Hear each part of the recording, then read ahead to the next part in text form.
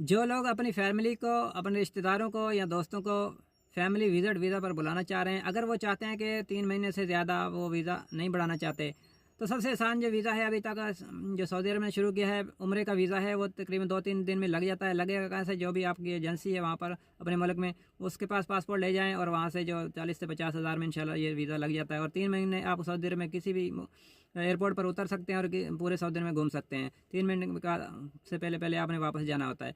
तो जो family visit visa आता है, अगर आपने 3 महीने से ज़्यादा उसको एक्सटेंड नहीं करना, तो फिर ये उम्र का वीज़ा बेस्ट है। अगर आपने 3 महीने से ज़्यादा उसको बढ़ाना है तो फैमिली फिर वीज़ा वो लगा सकते हैं, लेकिन उसमें टेंशन बहुत है। आपको लाहौर जाना पड़ेगा, वहाँ पर जो भी आपके करीबी जहाँ से वीज़ा लगता है, तो सारा दिन का वो प्रोसेस है। तकरीबन सुबह 7 बजे से लेकर रात आप 10-11 बज जाएंगे, आपको पूरा दिन खज्जर खुआरी होगी। जो एक पेपर भी मिस हो गया तो वो बहुत ज़्यादा जलील करते हैं।